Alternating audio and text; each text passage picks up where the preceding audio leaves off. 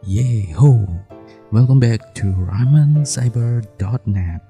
Di sini saya ada kabar gembira buat kalian semua, terutama pengguna Chromebook, spesial lagi buat kalian blogger. Yap, di beberapa video saya selalu menyoroti hal ini bahwa Chromebook ini cocok buat konten kreator, terutama buat kalian blogger. Saya juga ding. Makanya ini alasan saya dari awal buat video pembahasan seputar Chromebook. Lebih ke belakang lagi, saya sudah memperkirakan kalau Chromebook ini bakalan sangat membantu saya sebagai blogger dan penulis artikel. Bahkan untuk penulisan skrip sekalipun, ini sangat memudahkan saya. Saya pun juga udah nggak khawatir masalah baterai. Masalah ketahanan lab tidak usah khawatir. Pun juga masalah biaya, karena Chromebook yang saya beli ini cukup ekonomis. Bagaimana? Saya rasa kalian yang tak sengaja nyamperin channel saya pun kemungkinan udah punya atau penasaran dengan Chromebook yang saya miliki.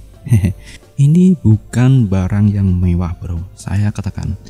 Di sini saya lebih ke fungsi, bro, karena pada kenyataannya untuk Chromebook ini udah dapat mendukung produktivitas. Bukankah kamu juga editor video?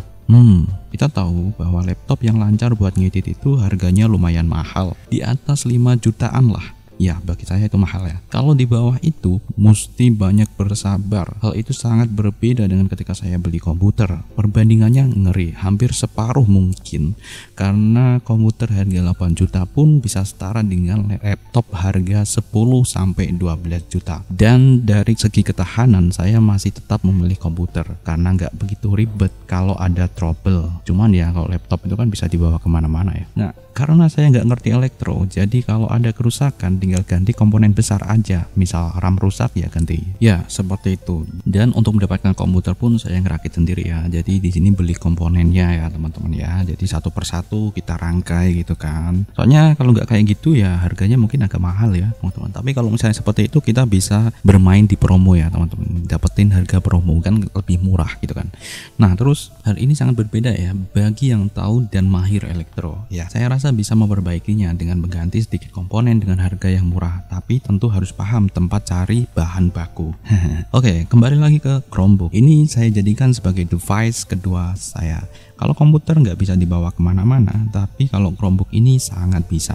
Setidaknya cocok sih buat produksi. Ntar pasca produksinya di komputer kalau udah balik kerja. Ya kita tahu kan ini ada screen recorder juga kan di sini.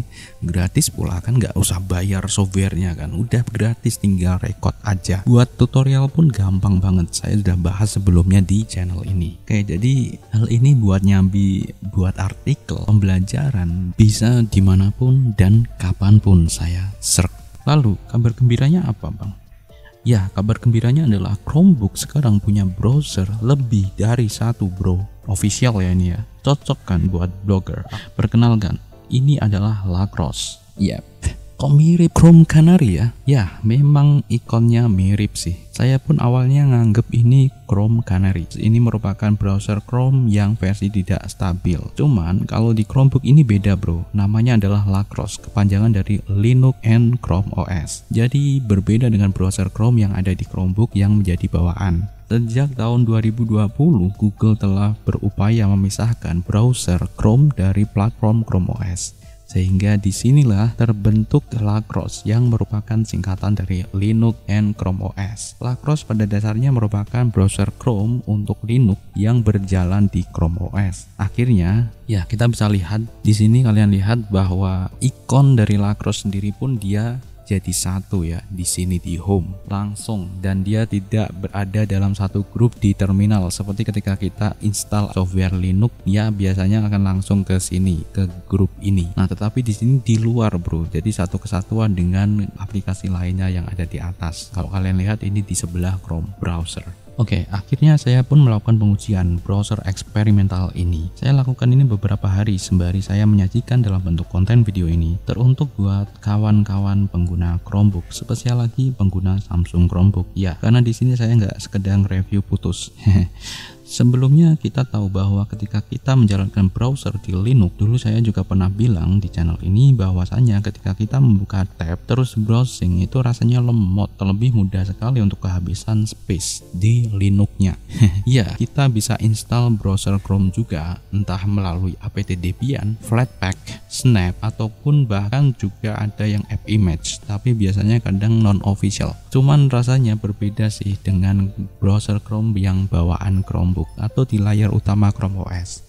Setelah saya coba Lacrosse, wah, hampir nggak ada perbedaan dengan Chrome browser bawaan. Dari segi tampilan bahkan mirip banget, walau ada beberapa yang ada di Lacrosse tapi nggak ada di Chrome browser, dan sebaliknya. Cuman dari segi kecepatan dan muatannya mirip, nggak terasa lemot gitu deh. Walau pada kenyataannya masih lebih stabil yang Chrome browser, cuman ini nggak beda jauh. Apalagi Lacrosse ini sudah mendukung multi profile. Wah, ini yang dibutuhkan blogger. Kita bisa jejerkan dua window beda profil dengan gampang seperti ini. Ya, saya rasa kalau misalnya kalian blogger, kalian tahu maksudnya seperti apa. Oke, ini saya masukkan ke kelebihan pertama Lacrosse. Nah, terus selanjutnya, 2. Kita bisa melakukan customisasi tampilan browser yang mirip dengan Chrome browser. Kita bisa ganti background dengan gambar kita sendiri. Bahkan ini juga mendukung GIF animation. Keren. Untuk tampilan warna profil dan ikon pun bisa diganti-ganti dengan mudahnya. Selain itu, ini yang ketiga. Karena di Lacrosse ini multi profile, jadi tiap profile memiliki customisasi yang terpisah bro, atau sendiri-sendiri gitu deh. Jadi kalian bisa mendapatkan bookmark yang terpisah, history yang terpisah, bahkan penyimpanan password yang terpisah. Karena sebenarnya porosnya adalah akun Google kalian yang langsung menyesuaikan, entah itu device manapun, di OS manapun, asalkan itu browser Chrome ya. Langsung deh bisa disinkronisasi dan langsung menyesuaikan pengaturannya. Nah, yang keempat, ini Lacrosse tuh official ya, jadi tentu akan lebih aman. Terlebih ini berkaitan dengan hal yang privasi. Jadi kalau masalah ini saya memang tidak menyarankan untuk coba-coba, kecuali kalau hanya sekedar buat browsing aja ya. Yang kelima, Lacrosse juga ada developer tool buat kalian yang butuh inspect elemen. Ini udah ready bro. Iya, buat yang biasa kalian pasti tahu ya inspect elemen buat apa. Yang keenam, Lacrosse memiliki kecepatan dan kemampuan yang hampir setara dengan Chrome browser bawaan. Yang ketujuh, Lacrosse bisa dibuat primary, caranya nanti di belakang yang tak jelasin. Yang kedelapan, Lacrosse juga bisa dibuat the only one. Artinya nanti untuk Chrome browser dinonaktifkan dan hanya Lacrosse aja untuk browsernya. Tapi ini enggak cocok buat saya. Saya lebih enjoy punya banyak browser. Apalagi kita kan juga bisa pakai incognito atau mode samaran. Jadi kayak kita punya browser tambahan lagi deh. Saya rasa udah nggak perlu install browser lainnya, entah di platform Android yang tentu Anda tahu kan kalau untuk Android itu mobile first. Jadi kalau mau desktop ya perlu tekan tombol mode desktop. Yang kesembilan, karena kita nggak perlu install browser lain, jadi space penyimpanan pun menjadi lebih lega dan nggak sesak. Ya, kita tahu kan penyimpanannya berapa? Coba kalau yang penyimpanan 128 GB udah masuk ke Indo. Atau yang versi SSD kali ya. Cuman mesti harganya mahal ding. Santai-santai. Kita bisa pakai SD card ya saat ini ya. SD card yang banyak. Jadi kolektor SD card kan. Yang ke-10, kita bisa aktifkan dan nonaktifkan Lacrosse kapan saja. Kalau saya sih udah enjoy ya. Bisa punya banyak profile. Ya, thank you. Chrome versi terbaru. Ke-11, Lacrosse tidak boros resource, RAM pun juga aman bro. Ke-12, Lacrosse buat admin toko online. Wah, it's best choice for you to manage multiple platform hanya dengan satu Chromebook aja. Lawang buat blogger aja oke, apalagi buat admin toko online gitu kan. Nggak ribet kalau ganti-ganti toko, tinggal switch, remember aja username dan passwordnya. Oke, ke-13, ini yang paling powerful. Kita tahu dictation atau speech to text di lingkungan Linux tuh ya saat ini nggak berfungsi. Sehingga karena dictation yang nggak berfungsi di lingkungan Linux Chromebook, inilah yang menjadi kendala saya pakai LibreOffice. Iya, Cuman saya punya alternatif yang merupakan turunan LibreOffice, yaitu CollaboraOffice, dan ini full gratis. Ini berjalan di platform Android, cuman bisa dictation ini bro. Di beberapa video saya sudah banyak spoiler kayaknya.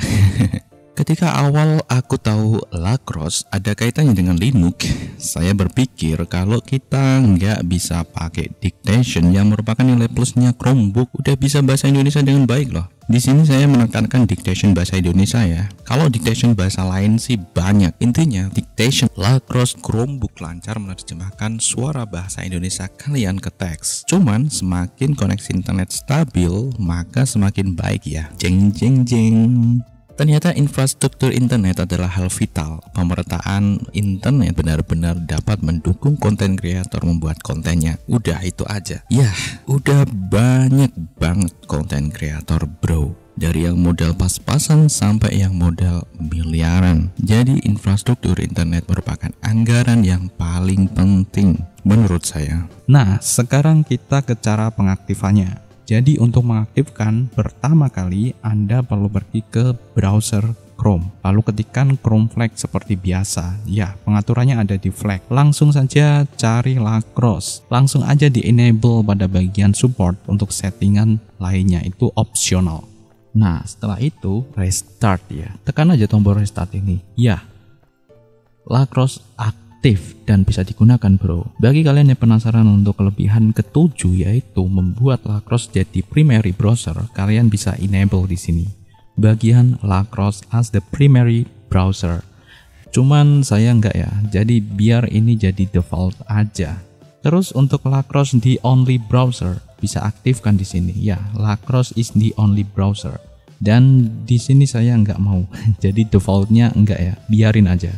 Ignore. Nah gitu deh untuk pembahasan kita kali ini. Tentu tiap orang memiliki pengalaman berbeda tentang hal ini. Kalau kamu udah coba, silahkan bisa sampaikan pengalamanmu di sini. Terlebih kalau ada tambahan lainnya, biar jadi pertimbangan orang yang mau beli Chromebook. Oke, sekian, bye.